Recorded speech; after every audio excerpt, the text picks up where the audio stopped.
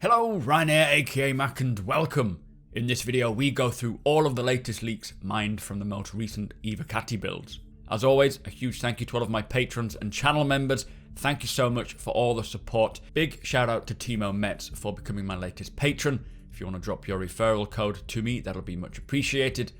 If you do enjoy my content and would like to support my channel even further from as little as $1 a month, it is all very much appreciated. Follow the links in the description below. Also, a big shout out to Star Citizen Leaks Discord for collecting all of the leaks up and making them accessible to me.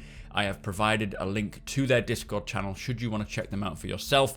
It is highly recommended. So the latest Evocati patch is 3.9.0e, which is focused on new BABBAGE and its moons, mining volatile cargo and mining consumables, the prison system and the player status system. But along with this new patch and the previous patch, brought some other cool stuff as well. So first off, the last patch appeared to contain the Idris mission, in which you fight against the Arlington gang who have acquired an Idris for themselves. Now we only have a few images of this, as no video was collected unfortunately, but it does look very promising and I can't wait to get in on the action, especially on streams and with the org. Now it appears to take place above Magda, which is one of Hurston's moons. Whether that is a set location each time, I don't know, but hopefully we will get some more footage of this, or even a Wave 1 build so we can start showing it off officially. We got some mission text for the double assassination mission, which requires 2 players to simultaneously take out 2 targets. This pays out currently 18,000 Alpha UEC. As it stands today, it could change in the future, but the mission you acquire from Ruto. For mining, we can see from this image, in order to jettison your cargo, so if you've got volatile cargo and you need to get rid of it, you have a physical button which you can hit, but you will likely be able to bind a button, a key binding of your own choice. Now, Quantanium value as it is today for 1,300 units, so about 11.5% Quantanium, we're looking at about 4.4 thousand UEC, which is a bit crap if you ask me. Not really much risk reward for mining that cargo. I'm sure over time it'll change if it's supposed to be a bit more beneficial, so fingers crossed we see an increase in price. Now the way that volatile cargo works, we have 3 warning stages. Stage 1 lasts about 10 minutes, stage 2 lasts about 5 minutes, and then stage 1 is about a minute. This obviously determines how volatile and how dangerous your Quantanium is getting, and I guess you gauge how long you think it'll take you to deliver the goods. And then if the final stage gets down to a minute, you'll be cutting it fine, but there should be enough time there to jettison the cargo. Now apparently if you don't, it'll blow your bags off.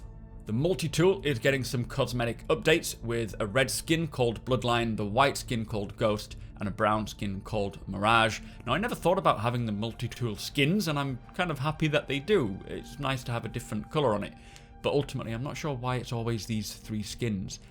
You know, everything seems to have these same 3 skins. Anyway, moving on. Esperia have a series of ballistic cannons for the Prowler. We have sizes 1 to 6 called Deadbolt, which are short-range weapons notorious during the First Taveran War, recreated by Esperia. There is also a laser cannon option from Esperia called the Light Strike, sizes 1 to 6, which has a high damage blast capable, it says, of providing powerful overwatch for deploying troops. Also from the First Taveran War. Now it'll be interesting to see the style and effectiveness of these. Kind of, to me, they feel like a collector's weapon rather than something you would use, but even so, I'm sure they're going to be useful. So if you were wondering what the giant ice sculpture was at Wally's Bar in New Babbage, it was designed by artist Faye Womack, who is an in-law artist, and it is to represent the interplay between cold and creativity. New Babbage has a few art pieces, as well as some interesting bioengineered exotic plants, which you can actually learn about by exploring the city and reading the information. Quite a nice thing to do while you're just hanging around waiting for your friend maybe. Space station decks, which we saw on Inside Star Citizen, are having some UI implemented into the 3.9 build. Not likely for our benefit yet. They're not really scheduled till 4.1, but it could be that the designers are implementing their own UI using this building blocks. But we have cargo deck, commercial deck, exit and habitation, and refinery deck. Now as I say, we won't likely see any of this until 4.1, but you never know. So there is a new mission which puts a target on the head of an escaped criminal, suggesting that we keep our eyes on locations where they may try and hack their crime stat away. Now I expect this is an automatic bounty which is placed on real players after they escape rather than an NPC bounty. Also, what is interesting is that it sounds, instead of telling you the exact location of where you need to find your target, we have to stake out the spots which the escapee may go to get rid of their crime stats, so wherever there's the option to hack into the system. Obviously there's a lot of areas that you can hack, but it'd be quite cool if you're a team of bounty hunters and you split up and start staking out the locations they may go. Also, this is great for the bounty hunters and for the criminals, so giving them a bit more chance to get away rather than constantly being targeted. Very excited to see how this works, and I think it's something that we could probably pursue in my bounty hunter division in my org, so we'll check that out in 3.9. Something else that is very exciting is CIG have finally implemented a crime stat for reckless vehicle operation, so pad ramming.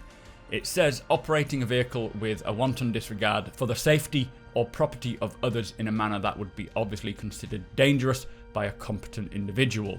So I have no idea how this is going to actually work. I assume it'll determine who's actually to blame and either fine them or incriminate that person. We will see how it actually happens, but I'm glad they're getting on this, as this is obviously one of the big issues that people are facing, especially with prisons coming in. People who are taking off, minding their own business, do not want to be sent to prison because someone else just trolled them and flew into them. So hopefully it works as intended. We will have to see. Anyway, the final update, which is probably the most exciting for me, is it appears that the titles and descriptions for Theatres of War are being implemented into the 3.9 build. This includes a full description of the story behind Theatres of War's lore, the spawning tags, out-of-bound warnings, overtime warnings, and objectives. Now, I will say this doesn't mean that we're getting Theatres of War in 3.9. It is a good sign that we could, or they could be implementing it ready for a later patch down the line. It could be a 3.9x build, it could be a 4.0 build. This is purely just getting all the text in so that when it is ready to drop, all the text is in-game, ready for when the game is. Now, I really hope 3.9 we get Theatres of War, and I have a strong feeling we may do, especially with them doing this now. But do keep in mind that this isn't 100% officially confirmed. It could just be, like with the space station decks, getting the information in first. Fingers crossed. Anyway, I am very excited with the latest update. I truly hope we do see Theatres of War for 3.9. Even if we don't know, there is plenty of stuff coming down the line that is going to be very exciting. I personally feel like we may get a wave 1 over the weekend, or maybe for the beginning of next week. Fingers crossed for tonight or tomorrow, but there's a good chance we could still get it next week. There's a good chance it could still be an Eva Cotti next week. I am optimistic. I'm hoping for the best. Anyway, if you do enjoy my content and would like to make it even better, be sure to follow the links to my Patreon and channel members. It is all very much appreciated. Subscribe for more Star Citizen leaks and content. Hit the like button if you're excited for 3.9 and tick that notification bell so you know exactly when my videos go live. Follow me over on twitch.tv/supermacbrothers. Come and hang out with us live. We will be talking about the leaks today. Thank you so much for watching, and I'll see you next time.